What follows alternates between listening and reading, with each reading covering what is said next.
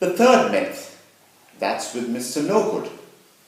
Mr. No Good says, I am not a born public speaker, so I can never be good at it. Look at the other people in my group, people who are clever, witty, who can actually hold an audience's attention. I can't do that. I've never done it, so I can never be a good public speaker. That is perhaps the biggest myth that most people have when they come to a public speaking course. That because I am not a born public speaker, I can never be good at it. An absolute myth. Look at these three people who actually helped demolish this myth, break down this important myth. Gandhi, Lincoln, and Churchill. Great world leaders, people who commanded the attention of their countries and the world.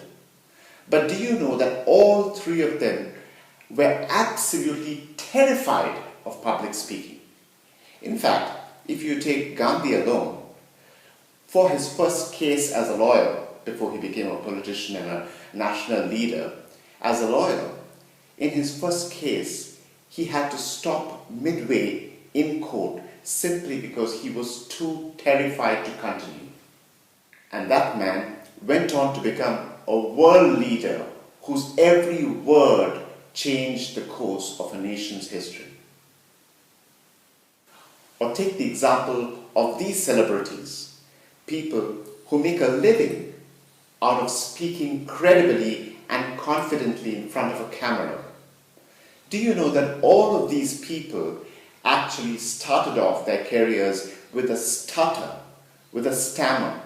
They could not put a sentence together without stuttering. And they went on to defeat that disability, that inability. And they went on to become great actors and actresses who inspire and impress all of us. So, to summarize, three myths that we've just busted with the help of Usain Bolt, Gandhi, Lincoln, and Churchill, and obviously with Mr. Too Good and Mr. No Good. Just because I can speak well, it does not mean that I'm good at public speaking. Just because I can read about it in a book, it does not mean that I'm a great public speaker. Just because I was not a born public speaker, it does not mean that I cannot become one. So, we do not want to be Mr. Too Good or Mr. No Good as we begin this course on public speaking.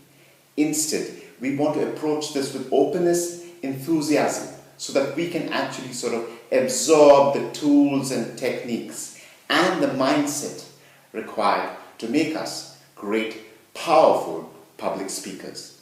Good luck and go for it.